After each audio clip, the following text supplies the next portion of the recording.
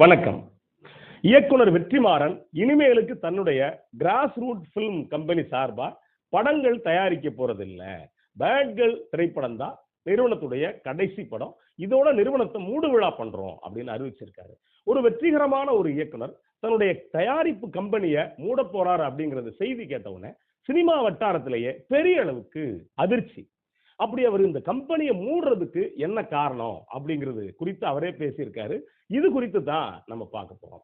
பொதுவா பாத்தீங்கன்னா ஆரம்ப காலத்துல இருந்து பல இயக்குனர்கள், பல நடிகர்கள் இவங்க எல்லாருமே தனியா தயாரிப்பு கம்பெனி வச்சிருக்காங்க. அந்த வகையில தான் வெற்றிமாறன் ரொம்ப திறம்பட இயக்குனர். பல படங்கள் விசாரணையில இருந்து, ஆடுகளத்தில இருந்து, சமீபத்தில் வந்திருக்கக்கூடிய விடுதலை 1, விடுதலை 2 மாதிரியான வெற்றிகரமான திரைப்படங்களை பண்ணவர். இன்னொன்னு சமூக பின்னணியோட மக்களுக்கு ஏதாவது சொல்லணும் அப்படிங்கிற வகையான கதைக்களங்களை எடுத்துக்கிட்டு படத்தை பண்ணக்கூடியவர் வெற்றிமாறன். அப்படிப்பட்ட வெற்றிமாறன் இன்னொன்னு எளிமையான வாழ்க்கையை வாழக்கூடியவர்.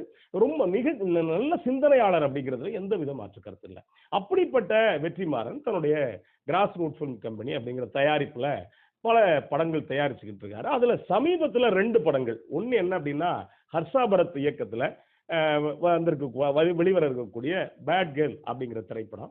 இன்னொன்னு அறம் இயக்குனர் கோபிநாயனாருடைய இயக்கத்துல மனுஷி அப்படிங்கிற இந்த திரைப்படம். இது 2 படமுமே சிக்கல்களை சந்திக்குது அப்படின்னு சொல்றாங்க. என்ன வகையான சிக்கல்கள் இருக்குன்னா, தணிக்கை துறை இருக்கு இல்லையா, இப்படி சொன்னா புரியாது, தமிழ்ல சென்சார் போர்டு அப்படின்னு சொன்னா புரியும். இந்த தணிக்கை துறையில இருந்து பல சிக்கல்களை கொடுக்குறாங்க அப்படின்னு சொல்றாங்க. அதுலயும் குறிப்பா மனுஷி படம் இருக்கு இல்லையா, யாரு கோபிநாயனார் இயக்கத்துல வந்திருக்கக்கூடிய படம். இந்த அது வர இருக்கக்கூடிய படம். இந்த படத்துக்கு இவங்க சென்சார் போர்டு பல சிக்கல்கள் இருக்கு, கொடுக்க முடியாது அப்படின்னு சொல்ல. அதுக்கான காரணம் ஒரு சில காரணங்கள், சமூக காரணங்கள் சொல்றாங்க. அதனால கொடுக்க முடியாது அப்படின்னு சொல்ல வழக்கு மன்றத்துக்கு போயிருக்காங்க. அங்க போனா கூட மறுபடியும் இந்த சிக்கலான காட்சிகளை எடுத்துட்டு வாங்க அப்படின்னு சொல்லியிருக்காங்க. அப்ப ஒரு படம் எடுத்து நாங்க இந்த இடத்துல வரும்போது இவ்வளவு சிக்கல்களை சந்திக்கிறோம் அப்படிங்கிறது ஒண்ணு. அதே மாதிரி இந்த பேட் கேர்ள் திரைப்படமே இந்த யூஏ சர்டிபிகேட் தான் கொடுத்துருக்காங்க அப்படின்னு சொல்றாங்க. இதுல நீங்க ட்ரெய்லர்ல ஒரு சில காட்சிகள்லாம் வருது. அந்த பொம்பளை பிள்ளைங்க தண்ணி அடிக்கிறது மாதிரியான காட்சிகள் அந்த ட்ரெய்லர்ல வருது. இது குறித்து எங்களுக்கு மன உளைச்சலை ஏற்படுத்துது. இயக்குனர் இருக்கிறது ரொம்ப எளிமையான செயல், அதே நேரத்தில் தயாரிப்பாளர் இருக்கிறதுங்கிறது ரொம்ப ரொம்ப கஷ்டமான செயல். அதனால நான் இதோட விடுறேன் அப்படின்னு சொல்லியிருக்காரு. இது உண்மையிலேயே பெரிய அதிர்வலையை ஏற்படுத்தக்கூடிய விஷயம் தான். ஏன்னா சினிமாவே ஒரு பக்கம் தள்ளாடிக்கிட்டு இருக்கு. ரொம்ப சாதாரணமான பல தயாரிப்பாளர்கள் கும்பிடு போட்டு போயிட்டாங்க, சினிமா கும்பிடு போட்டு போயிட்டாங்க வேணாம் அப்படின்ட்டு, நம்ம பொழைச்சுக்குவோம் அப்படிங்கிற கணக்குல. ஆனா அதே நேரத்துல பெரிய கம்பெனிகளும் தள்ளாடக்கூடிய இடத்துல இன்னைக்கு இருக்கக்கூடிய சூழல் இருக்கு. ஏற்கனவே நம்ம தயாரிப்பு நிறுவனங்கள் குறித்து ஏற்கனவே ஒரு பதிவு ஒன்று போட்டிருக்கேன், வாய்ப்பு இருக்கவங்க நீங்க பார்க்கலாம். ஆனா அதே நேரத்துல வெற்றிமாறன் மாதிரியானவங்க பண்ணும்போது சினிமா இன்னும் எந்த இடத்துக்கு போகும் அப்படிங்கிற ஒரு கேள்வி இருக்கு. அதுலயும் குறிப்பா சென்சார் போர்டு இன்னைக்கு தான் பண்ணுது அப்படின்னா காலங்காலமா இதை பண்றாங்க. ஒண்ணுமே இருக்காது, ஒரு பாட்டு இருக்கும், அந்த பாட்டுல ஒரு சொல்லுக்காக அந்த பாட்டை திருப்பி அனுப்பிடுவாங்க. இவங்க மறுபடியும் வேலைமனை கேட்டா அந்த லிப் மூமெண்ட்டுக்கு ஏற்றது மாதிரி வரியை போட்டு மறுபடியும் அந்த பாட்டை பதிவு பண்ணி பண்றதுக்குள்ள போதும் அப்படின்னு ஆயிரும். அது இன்னொன்னு, அந்த வரி அதுக்கு செட் ஆகுமா அப்படிங்கிற இந்த கணக்கு வரும். இது பாட்டுக்கான காட்சிகள்ல மொத்த படத்துக்கான காட்சிகளை எல்லா வேலையும் முடிச்சுட்டு போறப்ப சென்சார் போர்டுல எல்லா அதிகாரிகளும் ஒன்றும் மக்களுக்கான ஆட்களா உட்கார்ந்து இருக்க போறது கிடையாது. சம்பளம் வாங்கிட்டு சீட்டை தைக்கிற அதிகாரிகள் நிறைய பேர் இருப்பாங்க, பெரும்பாலான அவங்க. இன்னொன்னு யார் ஆளுங்கட்சி அவங்களுக்கு சாதகமா இருக்கக்கூடியவங்க தான் இருப்பாங்க. இன்னொன்று, அண்ணா ஏற்கனவே சொன்ன ஒரு கருத்து தான், நீங்க சென்சார் போர்டுக்கு கொடுக்காம ஒரு படத்தை எடுக்க சொன்னா நான் ஒரு படத்திலேயே மக்களை மாத்தி காட்டுவேன் அப்படின்னு அண்ணா சொன்னார். அப்ப சென்சார் போர்டுங்கிறது எவ்வளவு பெரிய தலைவலி அப்படின்னு தெரியும். இது இன்னைக்கு மட்டும் இல்ல, காலங்காலமா சென்சார் போர்டு தலைவலி தான். ஆனா சென்சார் போர்டு இல்லைன்னா என்ன ஆகுங்கிற கேள்வி இருக்கு. ஒரு சில பேர் வேற மாதிரி படத்தை எடுத்து ஒம்பாடு ஓட்டுவான். ஆனா சென்சார் போர்டுல சரியான அதிகாரிகள், இன்னொன்று மக்கள் சார்ந்த பிரச்சனைகள் உள்ள தெரிஞ்சவங்களை, வரலாறு பண்பாடு தெரிஞ்சவங்களை உட்கார வைக்கிறதுங்கிறது இன்னும் சரியா இருக்கும் அப்படிங்கிறதா யதார்த்தம். அது காலங்காலமா 1-2 பேர் இருக்கலாமே தவிர முழுமையா அப்படி எதுவும் நடந்துடல. அதுக்கு என்ன காரணம் அப்படின்னா, யாரு ஆளுங்கட்சியோ அவங்க சார்பா தான் அவங்க இருப்பாங்கன்னு வச்சுங்களேன். இதுக்காக ஒரு தயாரிப்பாளர் தன்னுடைய தயாரிப்பு நிறுவனத்தை விடலாமா அப்படிங்கிற ஒரு கேள்வி இருக்கு.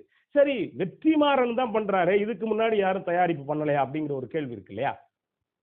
குறிப்பா ஆரம்பத்துல இருந்து பாத்தீங்கன்னா நிறைய பேர் ரொம்ப ரொம்ப பாப்புலரான சினிமாக்காரங்க ஒரு பக்கம் தயாரிப்பாங்க. எம்ஜிஆர் இன்னைக்கு வரைக்கும் பேசப்படக்கூடிய ஒரு சினிமாக்காரர், அரசியல்வாதி. அவரு எம்ஜிஆர் பிக்சர்ஸ் அப்படிங்கிற பேர்ல சினிமா நிறுவனம் வச்சிருந்தாரு. அதே மாதிரி நடிகர்களும் சிவாஜி கணேசன். அவர் சிவாஜி பிலிம்ஸ் அப்படிங்கிற பேர்ல அவர் தயாரிப்பு நிறுவனம் வச்சிருந்தாரு. அதே மாதிரி கவியரசர் கண்ணதாசன் அவரும் தனியா தயாரிப்பு நிறுவனம் வச்சிருந்தாரு. கண்ணதாசன் பிக்சர்ஸ்ங்கிற பேர்ல இந்த 2 3 பேர்ல வச்சிருந்தாரு. அதே மாதிரி கலைஞர் கலைஞர் அஞ்சுகம் பிக்சர்ஸ் அப்படிங்கிற பேர்ல வச்சிருந்தாரு. இன்னும் 2 3 பேர்ல வச்சிருந்தாரு. இதே மாதிரி கவனிச்சு பாத்தீங்கன்னா அதுக்கு பிறகு வந்து பாரதி ராஜா மனோஜ் கிரியேஷன்ஸ் அப்படிங்கிற பேர்ல வச்சிருந்தாரு. மணிரத்னம் அவர் தனியா. அதே மாதிரி பாலச்சந்தர் அவருடைய கவிதாலயா வழங்கும் அப்படின்னு தான் போடுவாரு. இதே மாதிரி பாத்தீங்கன்னா நிறைய அந்த காலத்துல இருந்து இப்போ வரைக்கும் பிரபலமானவங்க, சூர்யா கூட 2D அப்படிங்கிற பேர்ல தனியார் நிறுவனம் வச்சிருக்காருன்னு வச்சுக்கோங்களேன். இப்போ இவ்வளவு பேர் இருக்கிறப்ப எப்படி வெற்றிமாறனுக்கு சிக்கலாகுது அப்படிங்கிற இந்த கேள்வி இருக்குல்ல, இதையும் குறித்து தான் நம்ம பார்க்க வேண்டியிருக்கு. ஏன் அப்படின்னா, நீங்க எம்ஜிஆர் இருந்தார் அப்படின்னா எம்ஜிஆர் தயாரிப்பு வேலையை பார்க்கல, உதவி ஆலோசனை சொல்லியிருப்பார தவிர அந்த தயாரிப்பு நிறுவனத்தை ஏறத்தாழ முழுசா பார்த்தது எம்ஜிஆருடைய அண்ணன் சக்கரபாணி முழுசா பார்த்துக்கிட்டார். அதே மாதிரி சிவாஜி கணேசன் அவர் பிலிம்ஸ்ல அவர் பார்க்கல, அவர் அதை பத்தி கண்டுக்கிறதே கிடையாது. இன்னும் சொல்ல போனா சம்பளமே என்னன்னு பேசுறது அவர் கிடையாது, சொன்னா நடிச்சு கொடுப்பாரு, அவ்வளவுதான். அப்போ அவருக்கு யார் பார்த்தா அப்படிங்கிற ஒரு கேள்வி இருக்கு இல்லையா. அவருக்கு யார் பார்த்ததுன்னா அவருடைய தம்பி சண்முகம் பார்த்தாரு. அதே மாதிரி கவியரசர் கண்ணதாசன் பல படங்களுக்கு எக்கச்சக்கமான சிக்கல்கள், இவங்கெல்லாம் பெரும்பாலும் சிக்கலை சந்திக்கல. ஆனா கவியரசர் கண்ணதாசன் எக்கச்சக்கமான சிக்கல்களை சந்திச்சாரு.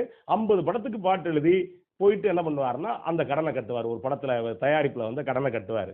அவர் சம்பாதிச்ச படத்தை எல்லாம் வச்சிருந்தாருன்னா அந்த நேரத்தில் அன்னைக்கு அவ்வளவு பெரிய பெருங்கோடி கணக்கெல்லாம் நீங்க சொத்து சேர்த்திருக்கலாம். இவர் எதுக்கு இவ்வளவு மாதிரி நட்டப்பட்டார் அப்படிங்கிற காரணம் இருக்குல்ல. இது குறித்து நம்ம சேர்த்து பார்ப்போம். இப்போ நீங்க ஒரு லிஸ்ட், இதுல இந்த லிஸ்ட்ல வருது நான் சொல்லாததுல இன்னொருத்தர் முக்தா சீனிவாசன். முக்தா பிலிம்ஸ் அப்படிங்கிற ஒரு நிறுவனம். இந்த நிறுவனத்துக்கு கவனிச்சு பார்த்தீங்கன்னா ஏறத்தாழ ஒரு 40-50 படங்களுக்கு மேல இயக்குனவர் முக்தா சீனிவாசன். ஆனா தயாரிப்பு நிறுவனம் முக்தா பிலிம்ஸ் பேர்ல இருக்குமே தவிர அதை தயாரிப்பு பொறுப்பு அவர் எடுத்துக்க மாட்டாரு, அவருடைய அண்ணன் முக்தா ராமசாமி எடுத்துக்குவாரு. இப்படி நீங்க கவனிச்சு பார்த்தீங்கன்னா பெரும்பாலும் யார் ஒருத்தர் பேர்ல இருக்கும், ஆனா அதுக்கு தனி கவனம் செலுத்துறது அவங்க குடும்ப உறவுல இருந்து யாராவது ஒருத்தர் இருப்பாங்க. அண்ணனோ தம்பியோ இல்ல மனைவியோ இல்ல மகனோ மகளோ யாராவது ஒருத்தர் இருப்பாங்க. கவியரசர் கண்ணதாசனுக்கு ஏன் நட்டப்பட்டார் அப்படிங்கிற ஒரு கணக்கு இருக்கு இல்லையா, அவர் அப்படி யாரும் பொறுப்படுத்திக்கல, அவரே கம்பெனி எல்லாம் பண்ணுவாரு. பண்ணிட்டு இவர் மூடுக்கு, ஏன்னா படைப்பாளிகள் வந்து உச்ச மனநிலையில் இருப்பாங்க. அப்படி போடுறப்ப அந்த படம் வந்து இன்னைக்கு நீங்க பாத்தீங்கன்னா சூப்பரா இருக்கும், அன்னைக்கு மக்கள் ஏத்துக்கல. இப்படி பல படங்கள் மண்ணக்க வர்றதுக்கான சூழல் நிறைய இருந்திருக்கும் அப்படின்னு வச்சுக்கோங்களேன். இப்ப அந்த வகையில தான் இவர் என்ன செய்யறாரு அப்படின்னா, வெற்றிமாறன் நான் வந்து இந்த நிறுவனத்தை மூடு விழா பண்றேன் அப்படின்னு சொல்றாரு.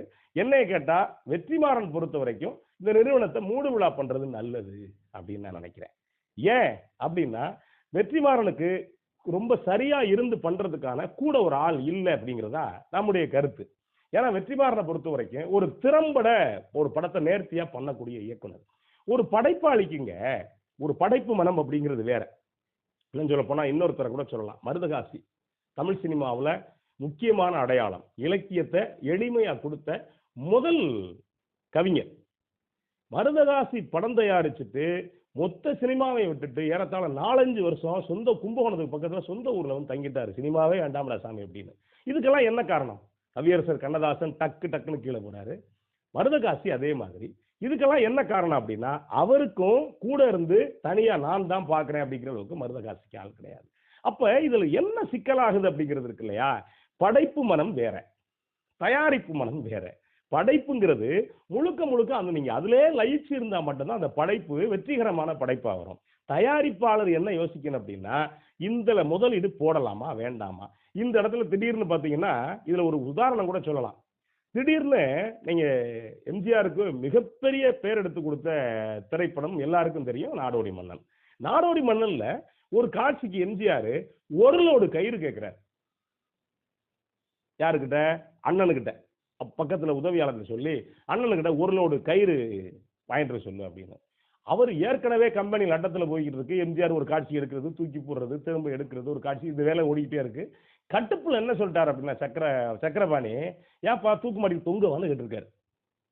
ஏன் இவ்வளவு நட்டத்துல இருக்கான், ஒரு லோடு கயிறு கேட்கிறானே எதுக்குடா அப்படின்னு. அன்னைக்கு யோசிச்சு பாருங்களேன், அந்த கயிறு பின்னாடி என்ன ஆகும் அப்படின்னா, அப்ப தயாரிப்பாளரா இருக்கிறவங்களுக்கு என்ன இந்த தேவை இருக்கு அப்படின்னா, எந்தெந்த வகையில செலவை குறைக்கலாம் அப்படிங்கிற இது வந்து ஒரு தயாரிப்பாளருக்கு இருக்கும். அப்படி இன்னொன்னு என்ன அப்படின்னா, ஒரு காட்சி பார்க்கிறப்ப இந்த காட்சி வேணுமா வேண்டாமா, பொருளா வர்த்தக ரீதியா அந்த காட்சி வெற்றி பெறுமா, இந்த காட்சியால வர்த்தக ரீதியா ஒரு தொய்வு வருமா, இதெல்லாம் எந்த மனசுக்கு வரும் அப்படின்னா, ஒரு முதலாளி மனசுக்கு மட்டும்தான் வரும். ஆனா ஒரு படைப்பாளியா அப்படி வர்றது இல்ல. படைப்பாளி என்ன பார்ப்பான் அப்படின்னா, இந்த காட்சி நான் லயிச்சிருக்கேனா, இது மக்களுக்கு நான் ஏதாவது செய்ய போறேனா அப்படின்னு தான் பார்ப்பான். அப்போ ஒரு படைப்பாளி மனசு வேற, ஒரு தயாரிப்பு நிறுவனம் வச்சிருக்கக்கூடிய முதலாளி மனசு வேற.